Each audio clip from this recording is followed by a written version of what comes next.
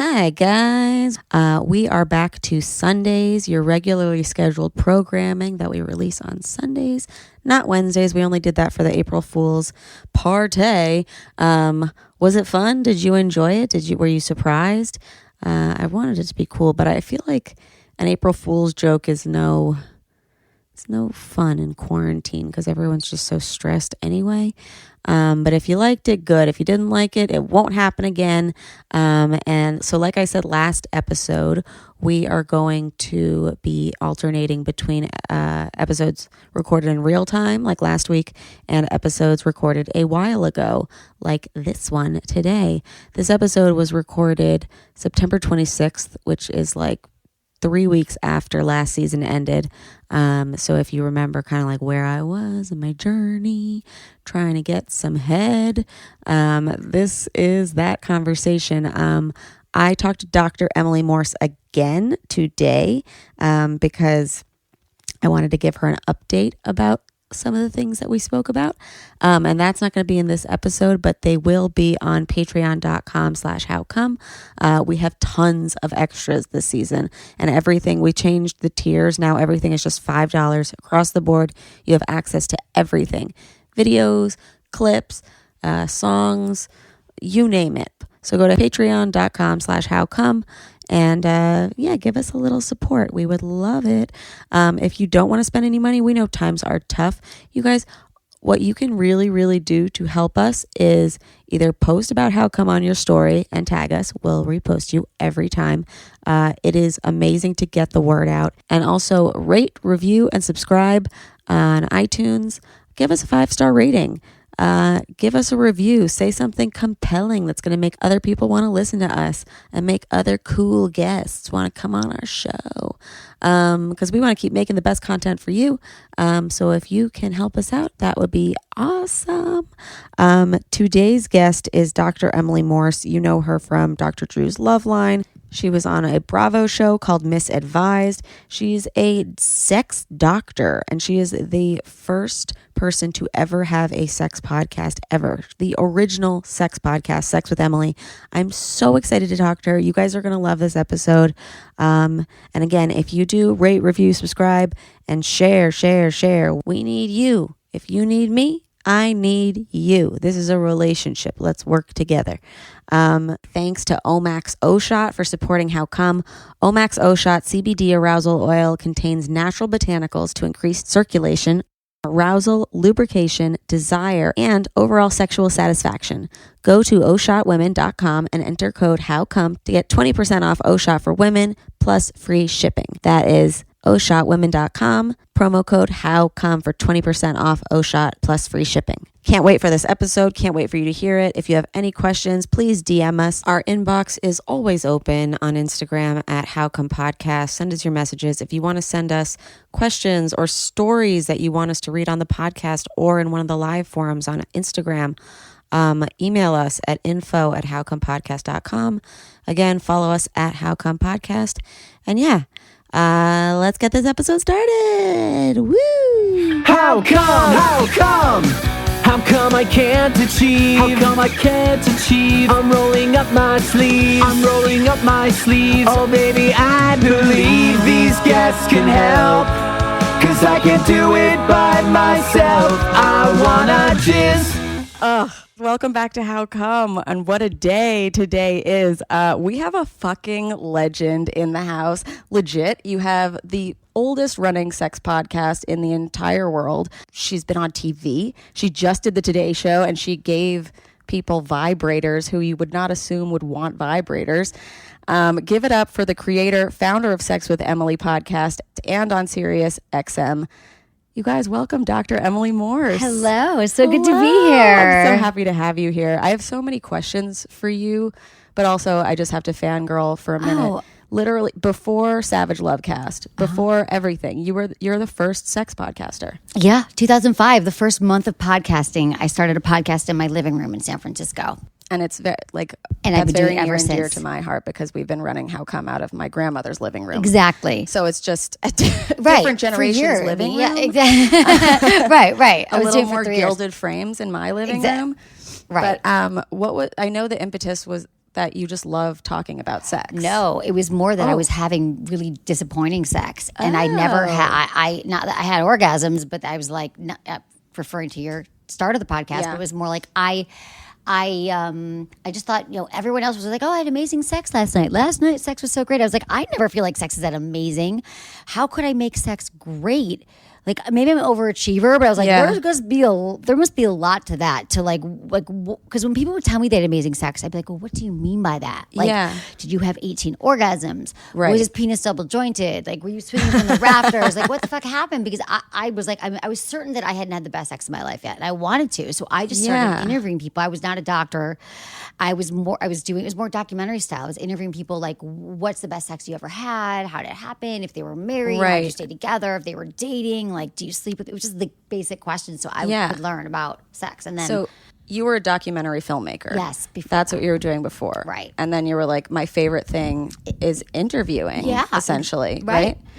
And what like clued you in that you weren't having great sex? Like, besides the fact that other people were saying that they were, right? That's a good question, a good clarifying question. Okay, so it's truly because orgasms didn't come that easily to me.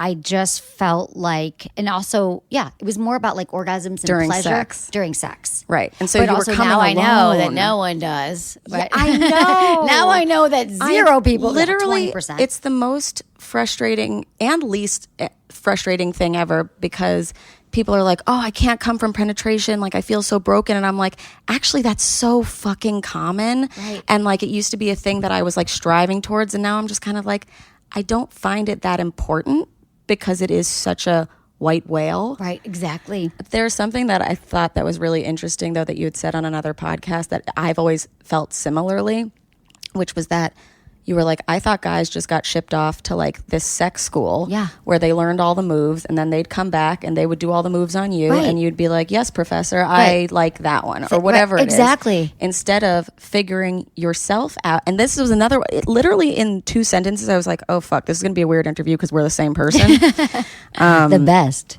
But you said that the vagina is the Rubik's Cube of life. And I always make the comparison, because people are like, oh, Ben couldn't give you an orgasm, because I've been with my boyfriend the entire time I've been running this podcast. Does that mean he's bad at sex? I'm like, no, that's like handing somebody a 9-sided Rubik's Cube, being like, figure this out. No one ever has. Also, you're naked. Good luck. Exactly. Like, how are they supposed to know? And I used to blame guys too. I'm like, oh, I didn't have an orgasm with him. I'm like, oh, by the way, we come first, but we're in charge of our own orgasms, not guys. So it's such a different way of thinking. And a lot of the time, like, people will write in, they'll be like, oh, the last time my boyfriend didn't give me an orgasm, or this guy I hooked up with didn't give me an orgasm. And I'm like, did you tell him? Right. Does he know? Does he know that you're even capable of doing that? Did you like? Right. Because they have no idea. A lot of if I didn't know that I could, how are guys supposed to assume, when they've been consuming the same pop culture, that it's like, oh, women never come, women don't even like sex. Right. They're just doing this for you. Right. Exactly. They can't wait to give me a blowjob.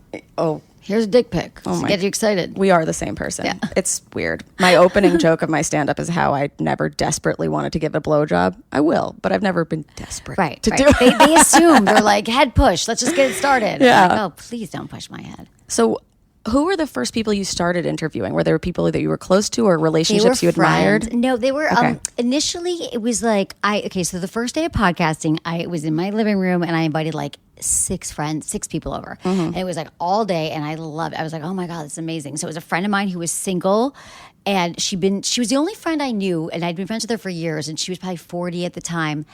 And she's never wanted kids either. And she was certain, or maybe she was 42, she's like not having it. And then another friend of mine who was gay, and he was dating online. And then it was close friends. It was people that I felt comfortable with. And then after that first show, it was like gay, straight, married, single, divorced.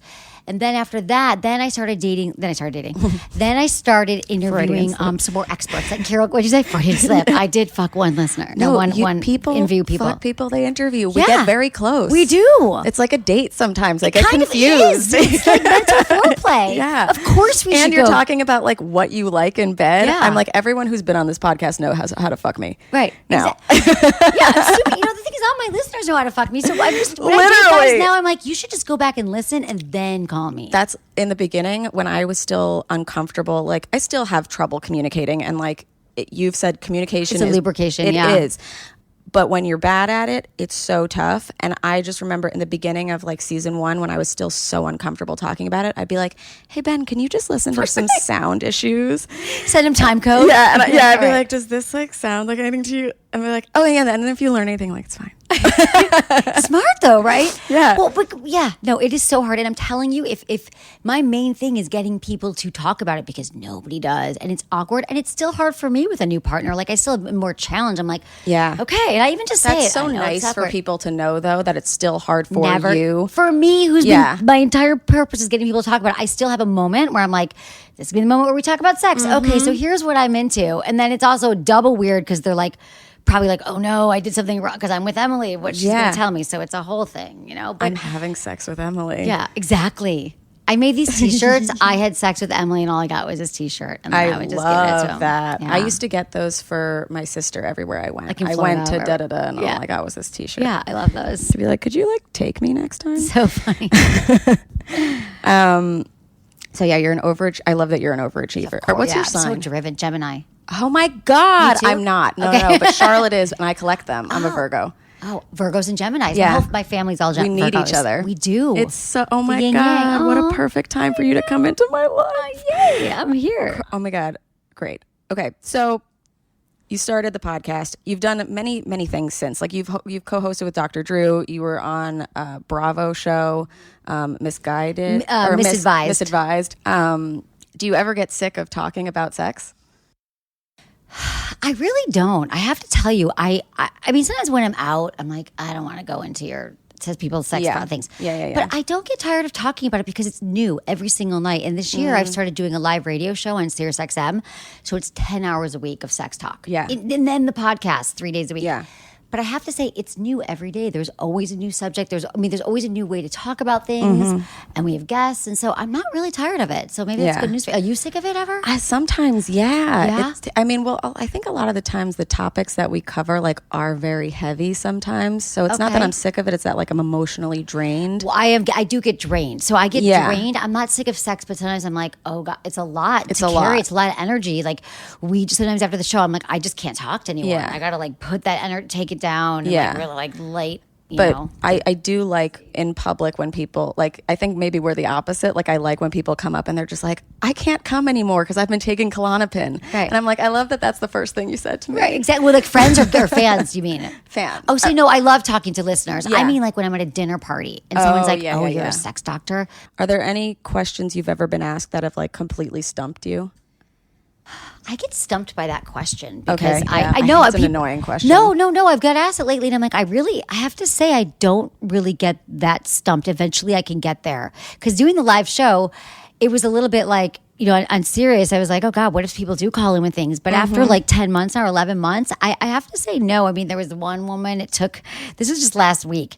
And she's like, my boyfriend's balls, she's like, they're really, really sweaty. Like she was, I can't give him a blowjob because every time I go down there, it's like this horrible odor and I don't know what to do. And it was like a 5-minute call. I was like, okay, well, Come they from get to the talk to other the angle. doctors at STD. She won't do it. She's like, it's just terrible. She It's like won't go milk- from it's a like 69? mildew. No, she won't even. I'm like, use flavored lube, use a condom. Has he talked to his doctor? He could have an STD. No, and all these things. And then finally I was like, well, is he healthy? She's like, no, he's a terrible diet. I'm like, there you go. Yeah. He's got a terrible diet. He like, smokes. He's all these things. And like, listen, it's going to emit, especially that regions where they're very thin membranes. Like there's going to be odors down there that are going to emit from there. You are what you eat. So then, you know, I was a little stumped by that one, by like how if he's like, but do you shower together? You know? Yeah. That's a question. It's funny we've never covered because I feel like I don't know if that's true, but is that true that you like your jizz is what you eat? Yeah, absolutely. Like that Sex and the City episode when Yeah. she's like, you've got funky tasting Yes. spunk. Yeah, funky spunk. Funky tasting spunk. Exactly. It's like that. You are, I'm telling you, if you're eating a lot of, you know, just unhealthy foods, greasy foods, drink a lot, smoke a lot, smoke cigarettes, like, yeah, that's going to come out in your jizz. That's going to, your Oh my God. your vulva is going to, when someone goes down in you, it could have some other taste too. But yeah, absolutely. So, and then people are, you know, people always ask me, what can I eat? Well, it's not like if you eat pineapple for a Pineapple night, juice, right? yeah. Like just drink pineapple. You'll be great tonight when you jizz on her. Yeah. No, or she you know, no, it's going to take, it's a lifestyle. I love change. that when it jizz on her as if she's going to like lick it up after because Jizz we're in her still mouth. concerned of the taste. Yeah, exactly. Right. I have done that though, just to be like compliments. Oh, you just taste it? You're like, Yeah. nice. Yeah. You rate it kind of like 5 stars Yeah. for your jizz. But that'd be funny, like the jizzometer. His jizz was it too. I mean, Give him some supplements. it could be a new show on Twitch or something. Right? Exactly. Do they do porn now? They should. Oh, everyone does porn. But you haven't. No, No. not yet. Has it always been easy for you to talk about sex? You know, I got to be honest with you. I did not talk about it. I don't think I've ever asked you this. I didn't even talk about it till I started my podcast. Really? I mean, I definitely was like curious about my friends' orgasms, Yeah. and I would talk to them. Did you have sex? Did you not have sex? But never in depth because I didn't even know the questions to ask. So I learned on the job. Me too. Really? Yeah. Yeah. And a lot of this podcast, I'm like, oh, maybe I just didn't have very good friends that they weren't telling me stuff, but I wasn't asking the right questions. Now you're the friend that everyone. Yeah. Same. Right. Yeah. Like I didn't never know. said to anyone, hey, does anybody have a clitoral suction device? If I had, they would have told me. Right. Or if I had even opened up and said, yeah, I'm having a really tough time masturbating or orgasming or whatever. Was it talked about in your family?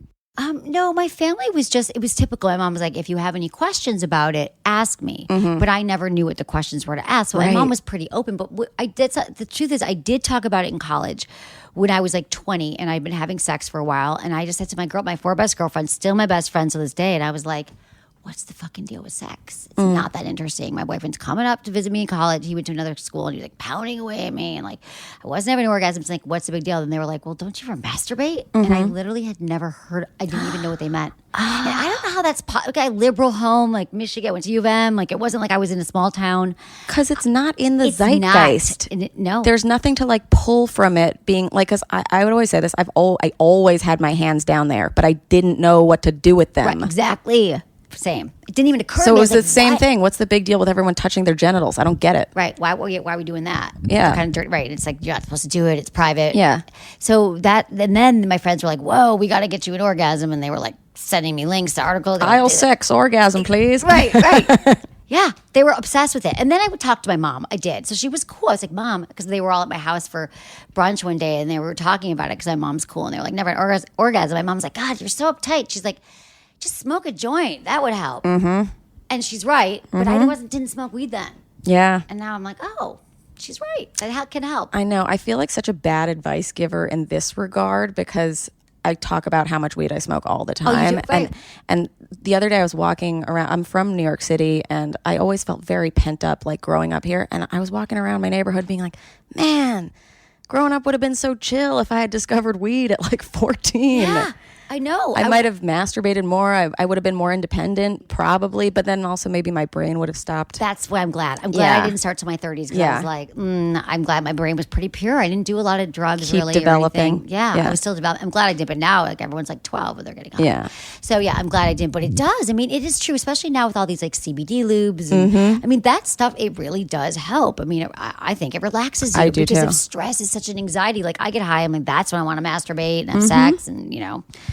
So my mom was right. Thanks, Yeah. Mom, for your one piece of sex advice. Yep, Mom was right. My Thanks, mom Ma. told me sex was supposed to be fun, but she didn't Oh. tell me anything about an orgasm, which is a different thing. It is different. Like fun. Like there's going to be balloons and Like cake. your and friends are parties. like, let's get you an orgasm. Yeah. How do we do that? Right. So how did you guys do that? Did they give you techniques So or they toys? gave me techniques. Okay. They gave me a toy. No, my boyfriend at the time, this was actually another boy. Okay, so I broke up with that boyfriend. And then I had another boyfriend my junior year. And he bought a toy for me. Mm-hmm. And then that was when I And had so my he first knew that the orgasms weren't happening. Yeah, he knew. Okay. He's like, you got to have an orgasm. And I told him I hadn't. And then we used a toy. And then that's when I had an orgasm. Yay! But then I didn't have one until like 5 years later. Whoa. I know, because I wasn't like, I stopped seeing him. And then but I still wasn't bold enough to be with my next boyfriend and be like, And you I haven't had an probably orgasm. associated it with, this is something that I do with another person. Right. It's not for me. Oh, yeah. I wasn't like, and even though I heard the masturbation thing, I was like, yeah. And it wasn't until I moved to San Francisco at like 21. And then I went to Good Vibrations and bought a vibrator. Mm-hmm. And then I was like, oh, and you go in there like, hi, have you ever had an orgasm? Here you go. I was like, what? Where am I? I'm like off the bus from Michigan. They're like, here's all these toys. I'm like, thank you. I'll take the G-spot toy and I'll take the clitoral toy. Yeah. But I still have the book. My office is like 500 sex books, every color-coded books. But I still have the first one. It's like, how do I find my G-spot? It was like a purple Yeah. book. Yeah. Yeah, that's the thing too. When I had 2 sex toys before I really started to buckle down. And I think sometimes with your first one or your second one, you can kind of feel like, okay, maybe this isn't for me because it didn't work out. But there's so many different toys now. Oh my God, it's and insane. they keep inventing new ones, and they keep being in different shapes. And now they've got like genderless toys as well that a lot of people are developing. So it's just kind of like, use it on whatever. Right. And don't be so limited to what the use is, because a lot of them are multi-use, you know? The first time, I mean, not the first time, but after I used like a clitoral suction arouser, I immediately put it on my nipple after. I'm like, Yes. oh, there's another spot that I could, Good it for could you. be fun. Good for you. Put it on the Celebratory. tip of my boyfriend's penis. Not as good. No, But, no. I don't think they want the tips of maybe the shaft. Yeah. And maybe on a low setting. I've been thinking about it, like, for if it could be used on a micro penis, but then I'm like, the sample size is not big enough to test. No, probably not. It would maybe just suck it all up, though. Yeah, Into the- yeah, I know. It's such a hot button issue to talk about micro penises. It is. My friend who's an astrologer, we've been thinking about Hitler a lot and his pain, and she's like, maybe it's because he never came because he had like a micro penis and nobody could get him off. Like, That's a first. She's going to name it that. I'm a huge Jew. Right, I'm too. We're all Jews. I think about Kristen's the not a Jew. Holocaust constantly. I know. Constantly. Well, yeah. Past karma for all of us. Yeah. It's real. That's Anyway, why we're all thriving. that's why we're all fucked up. Well, that's why we're and fucked up with thriving. our families. But we're thriving and fucked up. Well, we're thriving because we're so fucking neurotic that we have to keep going. And I like, have so much to talk about with the Holocaust. I'll tell you after. But I've got.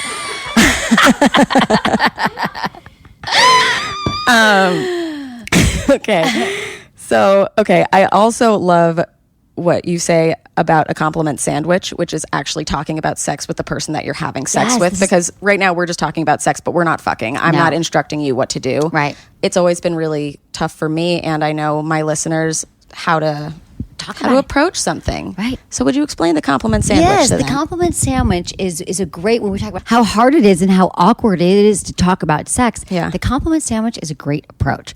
So with the compliment sandwich, think of something, Remy, that you've been wanting to talk to your boyfriend about. Give me an example. Something you want more of in the bedroom. I would like you to go down on me for longer. Nice. So you could say, oh, God, you know, our sex life has been so hot lately. And when you went down on me the other night, it felt fucking great. Like, were you doing something? Did you learn a new technique? You start with a positive. The first side of the sandwich, the first piece of bread, positive. And then you're like, well, I was thinking that it would be so awesome if you went down on me for like 45 minutes. For 45 minutes, I'll set the alarm because then it would feel. And I'll send you a text earlier to let you know what's going to happen tonight. No, but the 45 minutes, because I feel like the longer you're down there, like I felt like I was about to have this explosive orgasm, but it didn't happen yet. And I feel like more time, and maybe if you could use your fingers or whatever it is. Yeah. And then you close it with, so that's the advice. And then you're like, because I know if we start having more oral and I start having more orgasms, like our sex life is going to go to the next level. Amazing. Yeah. That makes me want to go down on me for 45 minutes instead of timer. Right. It works. Okay, out. So you have amazing. to be delicate with sex because our partners, I mean, we're just, it's, because typically we go into, you never go down on me. You never initiate sex. We shame them, we blame them, and then immediately no one hears you when you use that language. Or You one of put it the on things defensive. was I had talked to a listener who she had her first orgasm and it was through oral, and I was like, oh, how did that happen? And she's like, he went down on me for like 45 minutes. And so my initial reaction was I went to Ben and I was like, this companion like came and the guy went down on her for 45 minutes. Like, you've never done that for me. Right. And I've been practicing. I've done stuff like that too. I do it all. Yes, and as it's it hard. came out of my mouth, I was like, fuck, this is not going to make it fun. Right. For anyone. Could you go back? Did you say, I'm sorry? Or did you say, you know? You just realized it. I will now. Now you will. Now you can be like, I feel like I said that, and that was so shaming because when you go down on me, it's so hot. Like, I actually masturbate to you going down on me, babe. So I said it in the wrong way. Yeah. Because I just think you're so good at it, and I guess that was my way of like, you know, whatever. I'm sorry if I made you feel bad. Apologize. Totally. Apologize. I just think it'd be really hot, and I want to have that kind of orgasm. Yeah. Totally. Get him a neck pillow. I don't know. Whatever reason they don't do it. Flavored I leaf. do think it is a very uncomfortable position for the neck. Right? It is. Well, there's a great method that we talked about on the show called the Kivin Method. I read about Yeah, this. it's amazing. So I talked about it on my show a few months ago, and I literally, in the 14 years, have never had such a success from a sex tip where people were like, oh my God, I tried it on my wife. She's never had an orgasm that way. Yeah. And she did, and it happened so quickly. Yeah. It's very cool. The Kivin Method is the one where they come from the side. They come from the side. It sounds funny, like coming from the side. Yes. They coming from the side. Like a green beret. Yeah, exactly. right. You're like lying down, so the woman's lying on her back, and he's coming in from the side, and he's using his tongue over her clitoris, but the thing is, he's going back and forth, like from left to right, like from one hip to the other hip, instead of up and down from like head to toes, you're going back and forth, like thigh to thigh, like in the middle of your clitoris. You're going back and forth. He's kind of lying perpendicular while you're So lying. his head can go up and down. Yes, But to you, it feels because you're in a cross kind of shape. You're in a cross, exactly. So why it's so great is because then you're able to cover more ground, more territory. You're licking more of the clitoral nerves. And you're not out in the breeze. I hate when the bottom of my like vaginal open is like open, and there's kind of like wind gushing through there, and it's like too cold. Chilly, You can keep your legs more together. You need like a pubic mound parka or something. Exactly.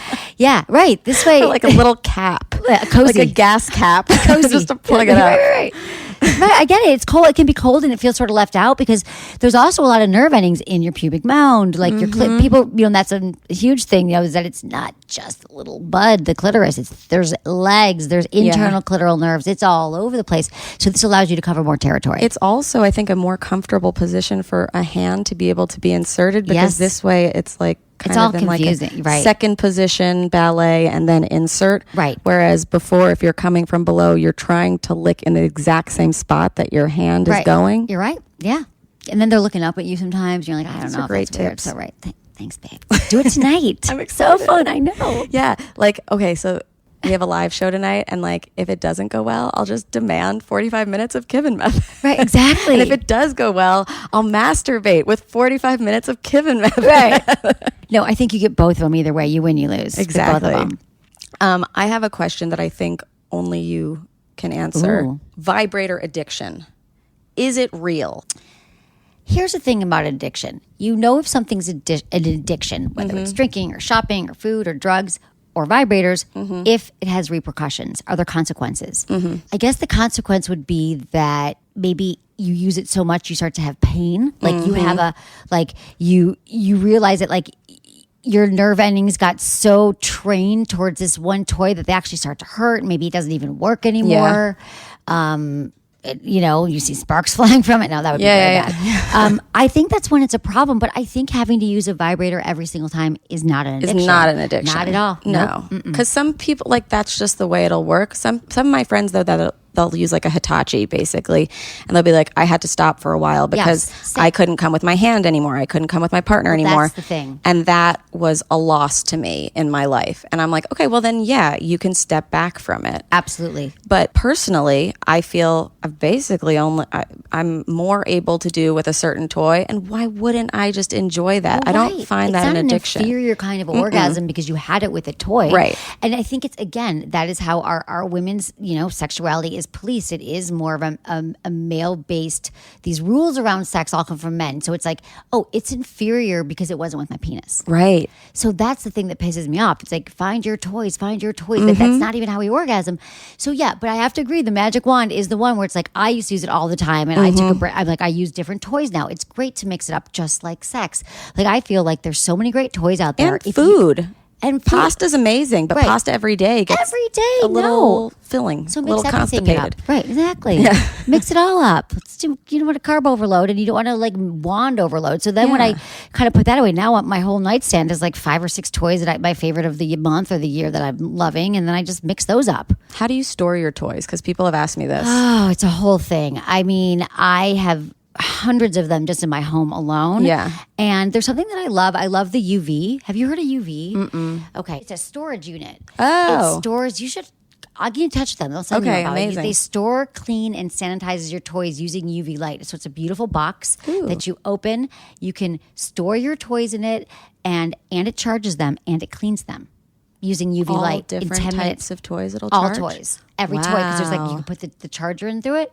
That's you can also amazing do your too, phone because at night, I your makeup always brushes. lose the different chargers. I know. This is my one criticism against sex toy companies is that every toy is a different charger and then they don't label them. Yeah. And then what did this go to? You should see, I have a wad. Yeah. I have a ball this big of toy. It's like the size of this Same. freaking table. Have They're all tangled together. An Instagram story about how to clean your room, and like the joke first slide is like, take your 900 sex toys from out under your bed. Right, exactly. Like nobody else is suffering. But I put them in drawer. Okay, over the years, I've tried everything. So then I have them in drawers. Sometimes I put them in container, like I have the G-spot toys and I have the clitoral toys, and then so that's how I'll do it. And the lubes are in another drawer. But then I have another friend who puts in those little pockets. You know, the ones that you put your shoes in, the plastic pockets. So you find them out. And I always clean them. Yeah, you always clean them, and like you don't keep the boxes, right? Well, I had a thing where I was like a box hoarder because I was Yeah. like, what if I wanted to do a video or whatever? And then I just like threw them all away. They take up a lot of room. But then also there are some people I know who store them in the little bags that come with it. I don't do that either. So no, I had to get rid of all the boxes. I initially was like, I'm going to be a bag girl. Like, I'm going to be this person who's like so organized that everyone stays in its bag. No, they all live in one box. They're on top of each other and they are sticky. Yeah. But I clean them first. And that's the whole thing. You should clean them. Yeah. Wipe them. Even wipes by your bed, sex wipes. Yeah, just clean them. A gross person. And even if I can clean them, you guys can clean them. Easy.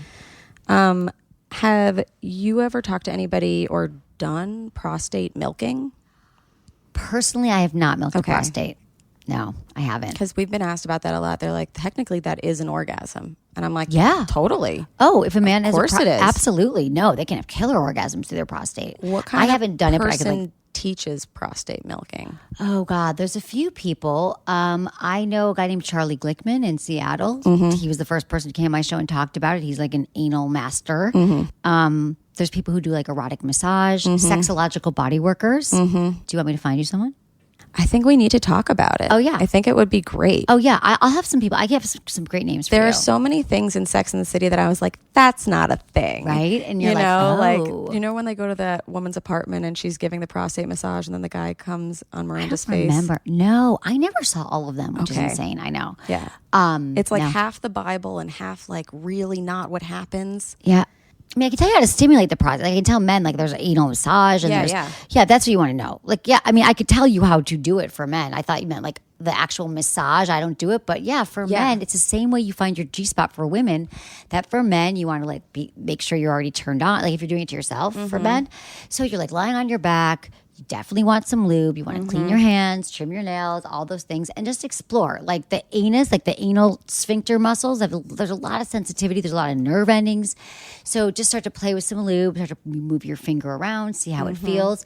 And then you stick a finger inside and slowly, again, did I mention lots of lube? And then you kind of put it inside and you do like a come hither motion, the same thing that you do. for your G-spot. Yeah, exactly. Like going towards, your belly button.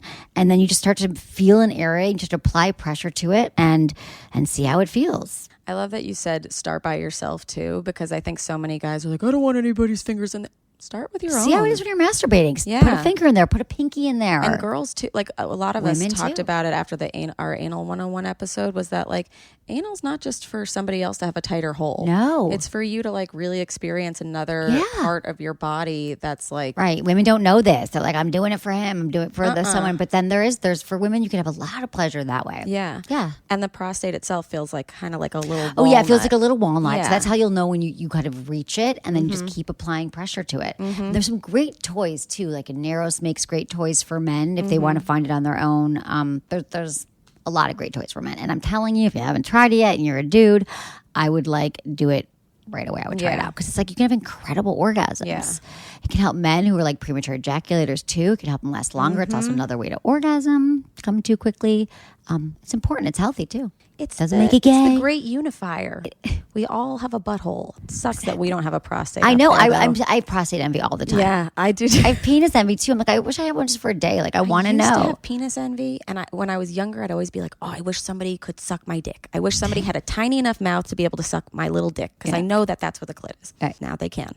Right. But prostate envy, it's never gonna. Yeah, it's true. never It's like a gonna whole nother place. Never gonna And men happen. are like, oh, no, I don't want to. I'm like, do that. Come Yeah. on. It's a gift from the universe. Have you ever participated in pegging? No. I haven't done. It's funny. I've taught pegging. I've never participated. I've never pegged. Have you? No, and I'm dying to. Are you? What about your boyfriend? He's not down at this moment in time. It takes some time. Plant the seed. Yeah, plant the seed. Yeah, right? Like, you don't do it like, hey, but look what I bought, a strap-on. Someone called in this show the other night. They were like, I'm trying to get my girl to, like, use the strap-on on me, and she won't do it. I'm like, okay. He's like, because she's not adventurous at all. I'm like, well, back up for a minute. If you're just leading with, like, can you peg me? And you've been together 6 months, and she's 25 years old. Not many women are going to want to do that. But if you lead into it and say, let's be great lovers to each other. What if you want to try in the bedroom, babe? And then you get her fantasies out, and then you build up. You don't just lead with, like, peg me. There's this website I found. I haven't tried it yet, but it's called weshouldtryit.com. And it basically like is like a kink matcher.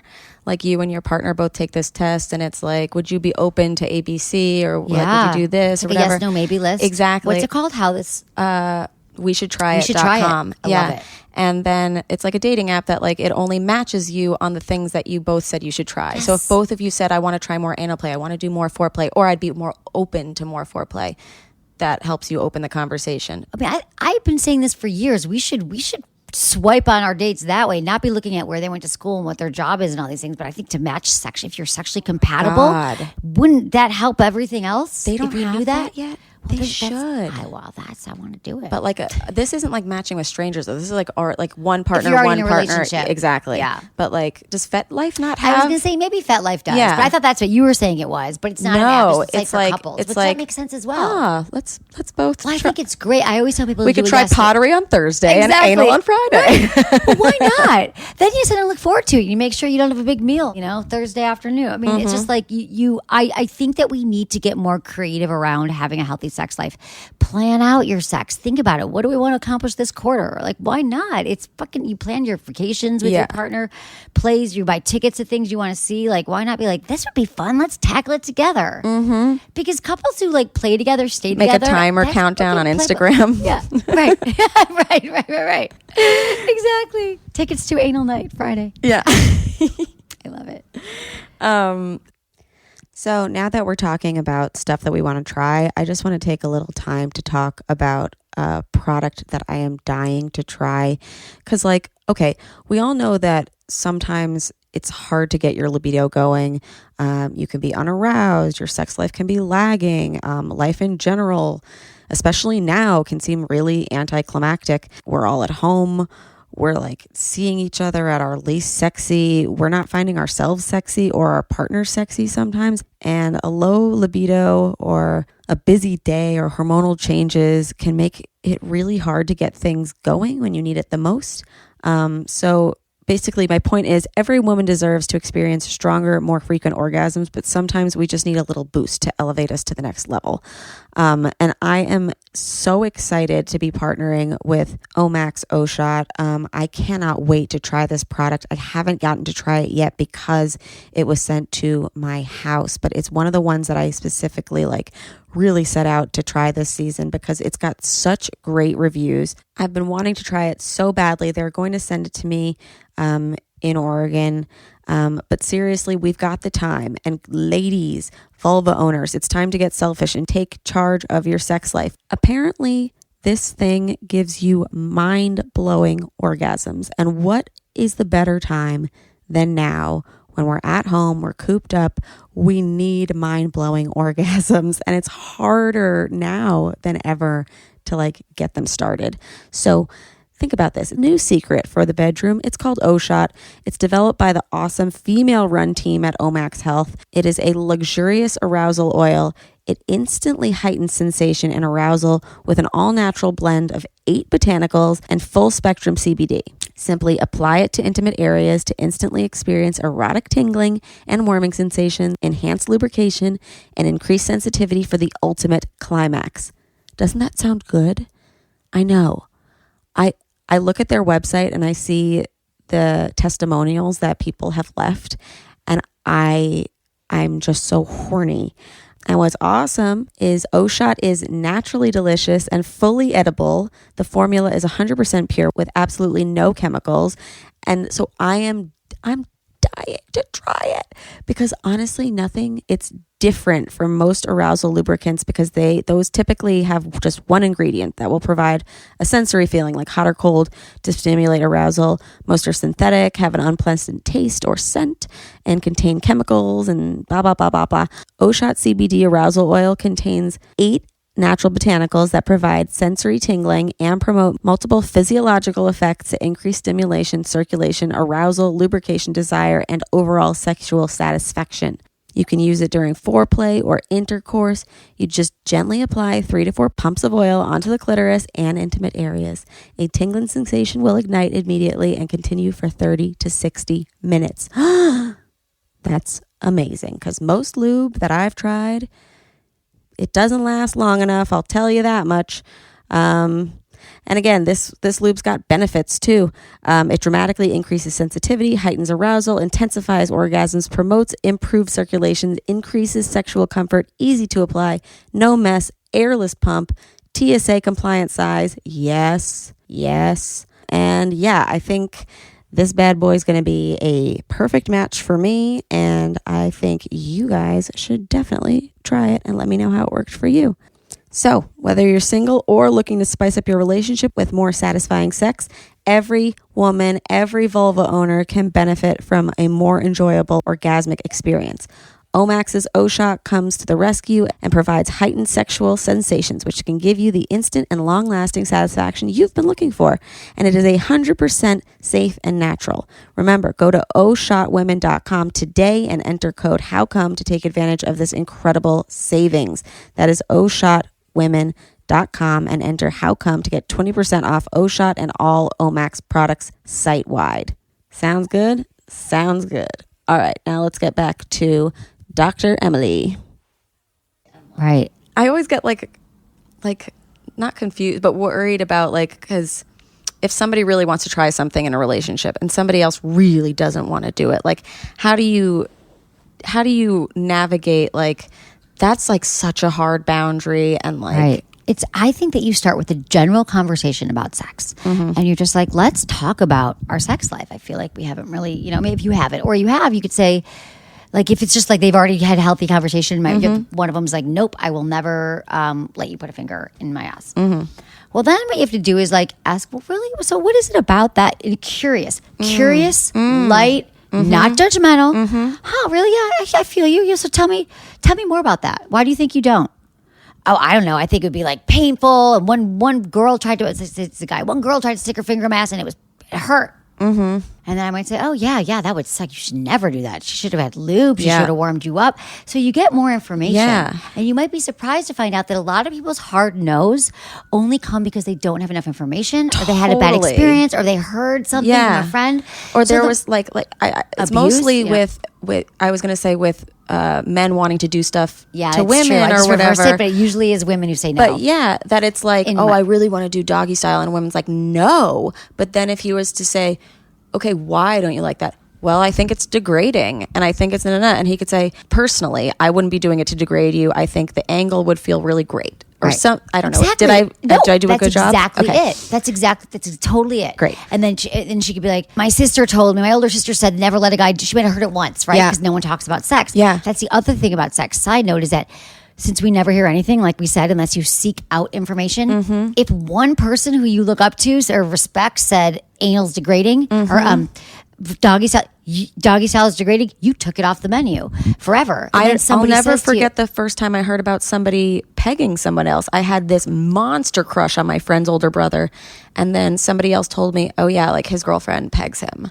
And we were young. He was probably 28 and she was 23, which is right, yeah. I mean, I'd never heard of it before, and then it was isn't that disgusting? And I was I guess so. Yeah, I guess that's disgusting, and that means something weird about his character as well. Exactly. Well, of course, that's what we do. We love to cast judgment, especially around sex, because we don't really know what we're talking about. So, but yeah, that is the thing about getting your partner on board with stuff, asking questions and getting curious, because I think a lot of people's hard no's or where couples are she won't do this or he won't do that is you just have a really healthy conversation and also know it's not a one-time conversation. Just because your partner said no, or maybe they said to you, you have that conversation about like, oh, and they're like, okay, well, let me think about it. Well, then you don't keep pushing. Bring it up again. Well, what else? Have you thought more about that? Or tell me things that you want to try. Just remember, if there's always one person asking, I think it's for one thing. Like if I really, let's say you're dating a girl and you really want her to give you more blowjob. This happens all the time. I get these calls all the time, and like guys will call in, they're like, my girlfriend or my wife even will not give me a blowjob. I'm like, well, did you find out why? And usually it's because, 10 years ago, some guy, like, she gave a blowjob, it was bad, she choked, it tasted bad, whatever. And then you got to be like, okay, well, this is going to take some time, but you could let her know. They're like, find out more and like let it build over time. Because if people have hard nose that they've held on to for 20 years, it's not going to flip like that. And then you, as the person receiving the blowjob, would know, this isn't the type of person that I touch her head or that I do, like you can be more conscientious so that you don't make that experience a compoundedly worse one. Exactly. Yeah. Find out all the history. person. And then also just know if you're the person in the relationship who's begging your partner for something, what would also behoove you to find out what they might be into. Like, well, babe, I just want to, okay, so doggy style is out, but tell me what you want. Like, I just want to please you. What would you be into? Now, often I hear this a lot is that people don't know. Like, women are like, going back to I thought men were shipped off to some secret sex school. In my 20s, when guys were like, does this feel good? And do you like this? I'd be like, yeah. Everything you're doing feels good. What else do you want? No, nothing. This is fine. Because I didn't know what else to suggest. Didn't know what else was on the menu. I thought it was not an actual question. Right. Yeah. Like I thought they were like, like they're like in a movie saying like, right. And I'm in the audience being like, right. Right. I'm like, I'm thinking, does anyone ever really answer this question? Yeah. Does any girl ever really say, actually? It's rhetorical. Right.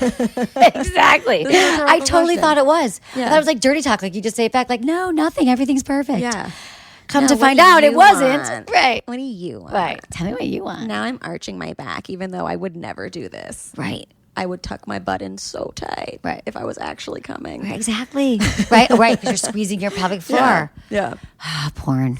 Porn. Porn. But now we have thanks for all the missed messages. Too, they do. Yeah, we do. Erica Lost. We're working on it. We are. But I love that you said that it's not the one conversation and done, because I had Evian Whitney on last season, and she was saying her conversations with her husband about opening up their relationship took 3 years. Yeah. 3 years. Oh, yeah. That's a long time. It's a long time. But if it's something that you really want, and it's something that's going to be really worth it in the end, have the fucking conversation. Have the conversations. Don't live in your head being mad at the other person because of something that you have not vocalized. Exactly. We're like, think our partners are mind readers, or we think, you know what? The other thing pisses me off. We think because we said it once, it counts as it being a conversation. Your partner's ignoring you and doesn't want to do what you want. I'm like, one time? Because you're like, I've been thinking about this for so long, and it took such a big fear for me to say that one time, and you didn't remember that one time. Right. And guess what? If you tell your partner to something, especially in the bedroom sometimes, people are like they're having like a cognitive dissonance. When you are aroused and you're in this different state of arousal, and let's say like your partner's going down on you, and let's say I said to him, hey babe, use your tongue or slow down, and then the next time they do the same thing, they might not remember, they're in the moment. But even if you did have it outside the bedroom and you were like, I want this thing from you, and they said no, that's still like, think of any behaviors that you've changed in your life because someone asked you once to change your behavior, try something new. If someone said to me once, like, you should really go take a boxing class with me, I'd be like, yeah, we should totally go. But I'm not going to sign up right there. You need to tell me 3 times. Tell me when it's happening. And that same thing, especially sex conversations. Keep bringing it up. Talk about it. Many people have told me to shower. I won't. Right. Besides weed, which we have talked about, what are the best tricks for somebody to get out of their head? Because this seems to be like a major theme with my listeners and probably yours as well. Oh, yeah. It's a huge one. I would say that one of my best ways to get out of the head, one of my best methods for it, is to focus on your 5 senses. And this is like a meditation trick. This is a mindfulness tactic. If you do any of that stuff, meditation. But truly, when you're in the moment, and again, go easy on yourself because it's a practice. You've been in your head your whole goddamn life. You're in your head during sex. You're in your head when you're having a conversation. You're in your head all the time. So just know it's a practice. But when you're having sex, you could just think about, how can I anchor myself in the senses? I love having like the same candle, this vanilla massage candle. I light it every time I have sex. So that's my scent, right? And then I'll have my favorite, I'll have music playing, like something I'm hearing, that sound, or I'll be focusing on my breath. And then it's like Taste, what am I tasting? Okay, maybe I'm tasting that flavored lube. Touch, how do my hands feel my partner's body? When you focus on all 5 truly in a round, what are they doing to you me? are grounded. You Yeah. are your brain is like you're grounded there in that moment. You're like, I'm smelling, tasting, hearing, and then I'm in the moment with this partner. And then you keep doing this practice of like, and then your mind might go down, but that's stupid. Well, that's a bad song that I'm hearing. No, go back to the moment. And you keep going back. Or even you can just go to, what am I, 2 of them. Even if you remember 2 of them, I'm hearing this and I'm feeling my hands around his ass or something. You're grounded in the moment. I mean, to me, that's one way. Another way to stay more mindful during sex is things that are like participatory, like dirty talk, role playing, bondage, all those things. You are focused because you're just not just like kind of You're trying to tie a knot. You're trying to tie a goddamn knot. For Christ's sake, you're talking dirty. You're trying to make it a sexy narrative. Yeah. But even then, like things like that, especially like BDSM or sensation play, because you're playing. It's an exchange that's different than just sex. Where are we going next? Yeah. So that's what I think has helped a lot of people. Yeah. I liked that you said breathing techniques too, because Breathing's I huge. feel whenever and people do this all the time, but whenever you focus on your breathing, it's so hard to focus on anything else. Yeah. Because then you're like in, out. Oh, I forgot how to breathe. Right. And then you try to hyperventilate sometimes. And then, but if you're focusing on that, like it immediately, my friend Hannah Berner wrote a tweet that was like, don't you love when you try to match your breathing to the guy that you're sleeping with to be cute and then you forget how to breathe? Exactly. Right. It happens. But I think also practicing breath outside the bedroom, like I just practice because most of us breathe wrong. We're shallow breathers. And so if you could learn to breathe deep, like into your pelvic floor, like you take in a really deep inhale, like 5 count inhale, and then your exhale is even longer, and you just start to open up those passageways. I find that when I deep breathe during sex now, there's more space because I've trained myself, and it helps facilitate orgasm. Yeah, and it makes sense because like my ex-boyfriend always used to tell me to breathe really deeply during massage because he's like, it gets into your body better that way if you breathe out, or like even when you're working out or something, like everyone says during every crunch you breathe out. Like I do that. It helps your body in other ways. Of course it's going to help with sex. Sex is a physical thing that you're doing. Right. And a lot of us hold our breaths like because we're nervous or we're in the moment, or whatever it is. We're not in the moment. So we're holding our breaths, but just keep breathing. And I'm telling you, it can help really, it just like kind of moves the organ. Orgasm is energy. Yeah. So if you breathe, you can move it up through your body and feel it everywhere. It's a really and a good lot practice. of people have said that they feel orgasm through their entire body. When it's a really good one, you can feel it from your groin to your nipples, everywhere. Like it's supposed to be a more holistic. It is. Yeah. So practice it when you're masturbating. I think that's another great thing is this mindful thing. It can be hard to do with a partner. So when you're masturbating, make a rule that you're going to do the 5 senses or you're going to practice breath. And then they just see you like leave your body, like your soul. They're like, oh, where did she just go? Exactly. Is she meditating right now? If it works, they're not watching you. No, hopefully they are. I had such a good point. I forgot it.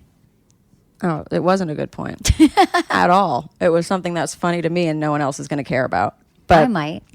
No, my boyfriend always knows when I'm writing a really intense Instagram story that like has a lot of GIFs because I hold my breath. We all think it's funny. Yeah. Okay. Good. He's like, what's going on your phone? And I'm like, I'm promoting. It's a lot. It's a fucking lot of work, those little posts. Yeah. It's a lot to do a goddamn post. How much time sucks? And then sometimes no one swipes up. I'm like, why did I do this? Right, too many gifts. You guys, please swipe up. Swipe up. Also, this is a really cool thing that I learned from listening to a podcast you were on was the biology of the honeymoon period. Yes. I knew that people had good sex for like 6 to 12 months, but I didn't really know why. Yeah, that's why. That's a real period. And it's like an evolutionary thing, basically. Yeah, evolutionarily speaking, we were, and there's a lot of different theories on this, to be honest. But this is, I believe this is one of them, but it all makes sense, is that we are, our ancestors, we were to meet our person, our cavemen, we would mate, and then they would go off and they, for 9 months we would stay together to have the baby, to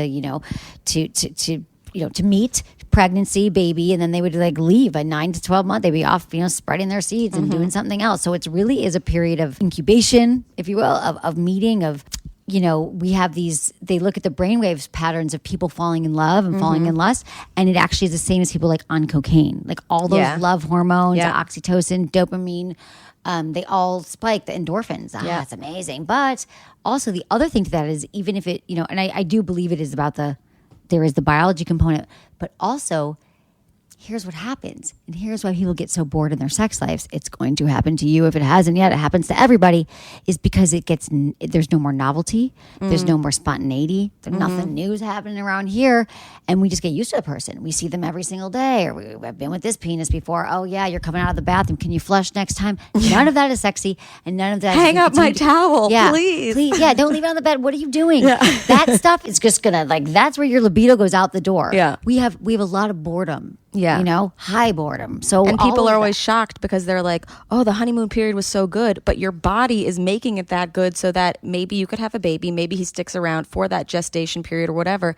And then at the end of the period, your body's not creating those same hormones. Right. So it's up to you to do the work. Right. We got to do the work. And that work comes from prioritizing your sex life with your partner and saying, and even, I would love people to be like, and I do this now. I'll be staying with partners. I'm like, well, we're in the honeymoon phase, so it's great. But let's talk about what we really like. Talk about talking about it during when it's great. That's the best time to go to. That's the best time to go to therapy. I mean, not when you're like new. Well, people do go new in relationships, but anytime, like when things are good, you're in a good place. Go to therapy. But early on in a relationship, start talking about. Go to that website. Figure out what you like. That's so smart too. Even like with the therapy thing, because then it has a positive connotation. It's like I'm not only doing therapy when I need to, when I'm at my lowest. I'm not only talking about sex when it's bad. Yeah, I'm talking about it all the time. Yes, all the time.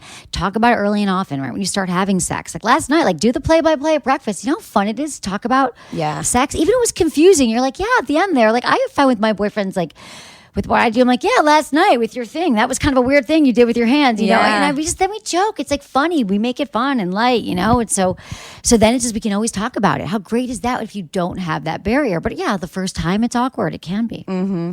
I love that, like whenever you go out or in college, you'd go out with your friends or whatever, and it was always the most fun thing the next day to talk about, like what happened. Right. It's like the same conversation. It's the same thing. Oh, remember last night? That was so sick. Yeah. Between like the Jello shots and the lube.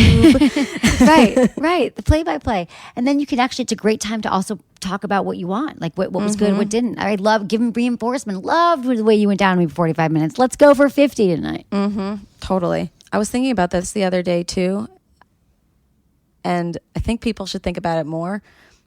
Vaginas, they get wet, but the clitoris is not self-lubricating. Not at all. Use some lube every single time you have sex or you masturbate. Yeah. Have a lube on your lube on every nightstand. Yeah. That is like my motto, one of them. It can be Dreams. very uncomfortable. Don't with a toy, always use lube. Yeah. You don't want some dry toy on your dry clitoris. No way. That is not the recipe. Do not do that. Yeah. So, you absolutely, the clitoris will not self-lubricate. A few drops of lube. And here's the other thing about wetness levels. There's certain times a month where we're more wet than others, but even if you're already wet, you're not going to stay wet if you're in an intense sex sesh. Always add lube even before you start. And then reapply as needed. Yeah. And the ones that you can eat too, so you're not in your head about like, oh, I'm going to be eating chemicals. Like, get the ones that are meant to be. The yummy lubes. Yeah. So, okay, you had your first orgasm with the boyfriend. Yeah. Then you moved to San Francisco. You went to Good Vibrations. Got a toy. Do you remember your first solo orgasm? I do remember it. My first solo orgasm was so on that trip, I bought the pocket rocket and the rabbit. Nice. With all the batteries and stuff. And it was the pocket rocket with that, you know what I'm talking, the pocket with like one battery. Little bullet looking thing. It's a bullet looking thing. And it comes by Doc Johnson. It had one battery.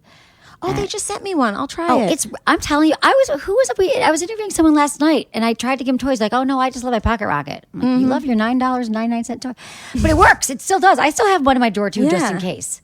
I don't know, just in case of what? Like electricity goes out or something. I can no longer choose my choice. I still have my battery operated. There was one day that all of my suction toys were like either missing or I couldn't find the chargers or whatever, and I had a little pocket rocket from Unbound, and I did come with that. Yeah, it's a great one. I'm telling you, it is powerful. Yeah. So it was with that, and I'm trying to think if I remember. How old were you? Oh, I was probably 20. Because here's the thing.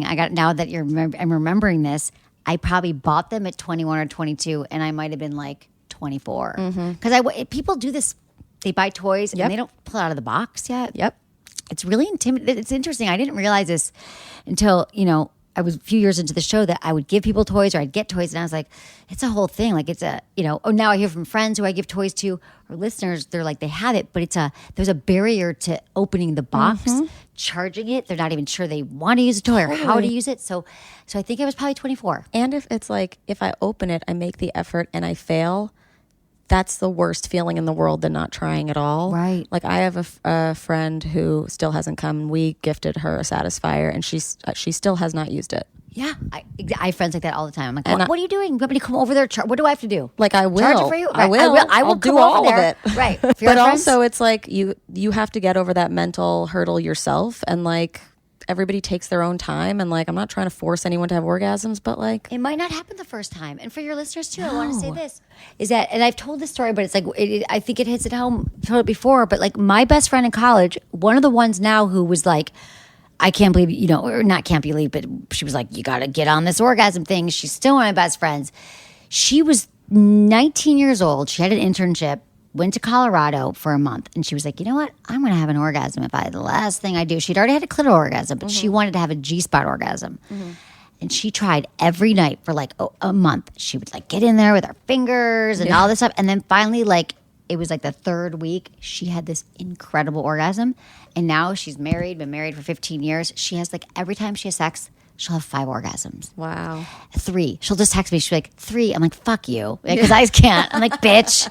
But all the time, she still, and I believe it's because she just took a month and she didn't give up, that it didn't happen in the first second. So now there's a toy. We're not even talking about your finger. Yeah.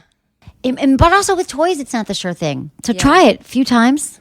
There's a toy by Joue, the G key. Have you ever tried that? Yeah, I have the G-key. That's I love like Joue. really great for internal. It is great. The G-key's great. It's Do you a great think every G-spot woman stimulator. can come from a G-spot? Well, like, I think if you could try, my first G-spot orgasm came from a vibrator. No, it was the Revibe Rave, but the Mimi from Joue is my first clitoral love. my first internal was the Perfect Match by Sweet Vibrations. Oh, I don't internal, know it. external. Oh my god. Oh my god. Yeah. I know it. And then there's a toy that looks identical from Plus One, but it's got different vibrations. those, like yeah. some of them go or whatever, and it's like it's worth having all of them. Oh yeah. I look like I brought 5 with me. Yeah. I was like, I don't know what I'm going to want to do. So I like to have a choice. Just like I always overpack everything. What's your favorite? Right now, Emily's pick. Yeah. I'm sure I brought the Touch. I brought the WeVibe Touch. I love the Touch. It kind of reminds me. I think I brought the Mimi too because I just got a new Mimi. They sent me the Mimi Soft.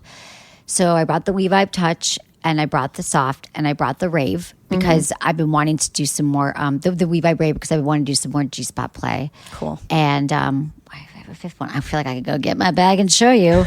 And then I have this new vibrator that I made. This is amazing. It is the Vesper. It's by Crave, and it's a vibrator is this the one necklace. that you gave to Hoda? Yeah, I'm going to give you one too. Oh my god! Shut Feel up. this. So this is an amazing vibrator. It's powerful. It's strong. It's a necklace. It's beautiful. So we have 3 of them. They have Sex with Emily phrases on them. We have Meditate, Masturbate, Manifest. And then it says SWE. Then we have, it's very like subtle, the engraving on it. We have Turn Me On. And then we have I Come First. I love it. Yeah. So we have going to gift you one. Oh my god, I'm so Yeah. excited. So this, I always have it with me now. I'm like, thank God. Yeah, I gave never this to got a Hoda. gift. And Maria Shriver. And Maria Shriver was down. She was like, oh my God, I can't wait to use this. And Rhoda's like, thank you. I just adopted a child and I just came back from maternity leave. Yeah, but she'll use it. Maybe she just outwardly, she was excited on the inside. Yeah, people who have a new child need to masturbate. Well, even more so, right? Yeah. Speaking of children, headaches. You ever have sex headaches? Yeah, that's a real thing. I know. Yeah, the restriction of blood is going to cause you can have a headache from an orgasm. Yeah, I didn't realize that, and a lot of people had written into me over like the first year that I was coming that they were like, oh, I have sex headaches. And I'm like, thank you. And I was like, yeah, you're coming. I don't really pity you. Like you get a headache after. But I recently have had one. What's going on? The sex headache could be, I mean, do you have headaches in other ways? I'll get like acute migraines maybe once every 6 months. Okay. It probably has to do something with that. It has to do with our hormones too. There's certain times a month where we're going to have headaches. So think about when you're having an orgasm, like these chemicals in your body, you know, you'd be like the endorphins and the oxytocin and the dopamine, they're all, and they're going to be stimulating different parts of our bodies. So when we also, there's different times a month, like I would get headaches at different parts. So you're going to be stimulating your nervous system. You're going to be your hormones. You might be having low estrogen or high estrogen, whatever's happening at that time of month.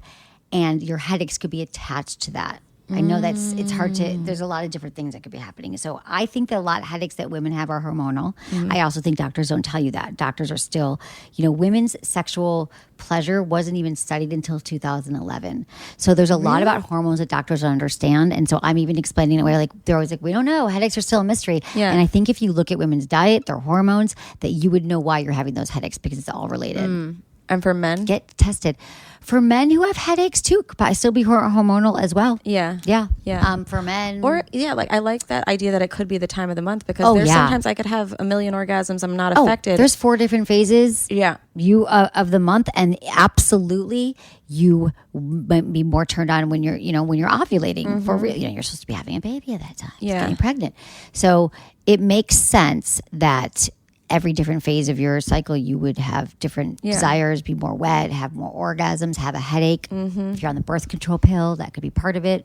So I guess you could just like kind of check in and be like, maybe less masturbating this week, or maybe I'll try to do it in a different way, or something that's not going to like be the exact same thing that check out the Woman Code. You know Elisa Vitti? You should have her on your show. She's great. Okay. She has these flow living centers in New York, and she wrote a book called The Woman Code, and she was just on my show last night, and I've been a fan of hers for years. You'd be obsessed with her book. I mean, she really talks about the cycle. Women don't understand our menstrual cycle at all, and that is all the information that we need.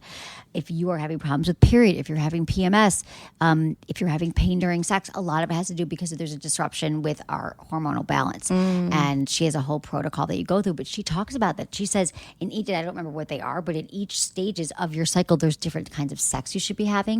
There's different kinds of orgasms you're going to have, and she's like, there's different workouts you should be doing. Obsessed. Like do Pilates during the time when you're menstruating. It's really fascinating, really cool. And she's just bringing it to the forefront, and it's nothing new. Like our ancestors knew more about our periods and menstruation cycles than we do, so it's like women just become smart about your periods, really. Like I'm telling you, if you're on the pill, like look into this stuff, because in your 20s, 30s, if you could figure out your cycle and why you're having, because a lot of the stuff where we have the pain, we have the cramps, the bleeding, heavy periods, don't just accept it as is. That's just me. My mom had that. My grandmother was a heavy bleeder. No, that does not mean that you have to be. We can turn it all around. And while we're talking about books, you wrote a book. I did write a book. 2011. It's called Hot Sex, Over 200 Things You Could Try Tonight. Yeah, it's a good, I think it's out of print right now. It's a problem. Oh, no. Yeah, I know. I mean, it wasn't I'm doing another book, though. Okay, great. Yeah, I have another book that'll come out probably in a year. Perfect. Yes. And we will update this info. But you might be able to find it on Amazon. Like last week, because I talk about it so much, and there was a small publisher. I mean, Simon & Schuster distributed it. It's a long thing. It might be out by the time. Not on like a Kindle or whatever? No, not yet. All right, that's fine. It's a whole thing. Whatever. If you have it, read it again. Yeah. Lend it to a friend. Yeah, exactly. Come on, recycle it. Yeah, we love recycling. It's the best. I have an app called Kegel Camp. Just not with sex toys. Don't recycle sex toys. No, I wish I could though sometimes. I'm like, I just used that one once. I literally said I used that for a video. I said to my sister, I was like, oh, do you want this one? I literally only put it on my clit. And she goes, what? But your sisters. I know, but still. She's like, what do you mean you only put it on? Right. That's exactly why I will not take your toy. Right. Thanks. Okay. And you are not dating currently, right? I'm dating, You're dating, but not with one person. How has dating been it's been a long journey. Journey. It's interesting. I got to tell you that dating, because this is another question. People are like, are guys intimidated to date you? And I have to say, I just knowing, like, I always took that personally, like, no, I'm such a cool chick. I'm not like going to be aggressive in the bedroom and be like, how did you not know that? And like shame them and yell at them. Like, that's not my clitoris. No, I'm chill. But now I understand after 14 years of doing this that like, yeah, just the fact that I'm a sex doctor, sex expert, and I talk about sex for a living, that's intimidating to a guy. Mm-hmm. So yes, I believe that they likely are. But by the time they get to me in my bedroom, well, no, there's been times where they're nervous for sure. Yeah. But I feel like, yeah, they probably are. But then let's just hang out and you'll be cool. Totally. It'll all sort itself out. I'm not like talking about sex 24/7. In fact, I am in my job, and not when I come home. Yeah. I'm like a pretty normal-ish. Most sex podcast, like it's like, no, but that's the whole thing is that it's not saying like if you like to talk about sex, you're like a fucking freak. Well, right. It's like everyone likes to talk about sex. Yeah. Sex. Sex is fun. I like to do sex like you like to do sex. I'm not like every time we got to try another thing and we got to do all these things. No, but what I do know from being, but doing this for a long time is that I absolutely know what I need sexually. I know what I need from my partner. I know how to ask him for it, and I know how to please them. Totally. I know more now. I know more. At what point did you decide, I am not just going to talk about sex, I'm going to be a doctor? It was about 4 years in, and I felt like I knew a lot after 4 years. Yeah. I was like, I've read every book. I've interviewed hundreds of people. But there still was a part of me was like, I really think it would be great to go back. It was like, so it was 4 years in. It was like 2009. I was like, I'm going to go back to school and get my doctorate. I just think, and also I think it was like an agent I had at the time was like, well, no one's going to take you seriously if you're not a doctor. And I was like, oh, fine. Yeah. And I'm glad I did it. Like I sometimes feel guilty about giving information because I'm like, I'm not a doctor yet. I just want to. I'm not going to do it though. Well, you could get certified. You could get sex certified. You could be like certified. I'm not going to do it. Take a 3-weekend program. Yeah, don't do it. You're fine. I've given enough of my life to you guys. I've told you about my entire vagina. Yeah, right. It's a service. It's a service. People get like honorary like nights or whatever. Like they get an honorary like degree from Harvard. Just because you got an honorary. Yeah, right. I'm a doctor. Right. Yeah. Okay. Well, this sex with Emily. Oh, what? What about? No, I was like, great. I was like, excited. This is fun.